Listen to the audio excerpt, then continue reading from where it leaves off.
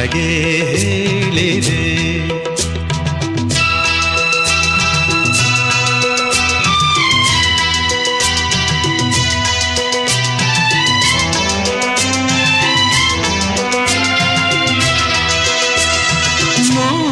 ಜನ್ಮವು ತಂದ ನಮ್ಮ ಈ ಅನುಬಂಧ, ಸ್ನೇಹ ಪ್ರೀತಿಯು ತಂದ ಇಂಥ ಮಹದಾನಂದ.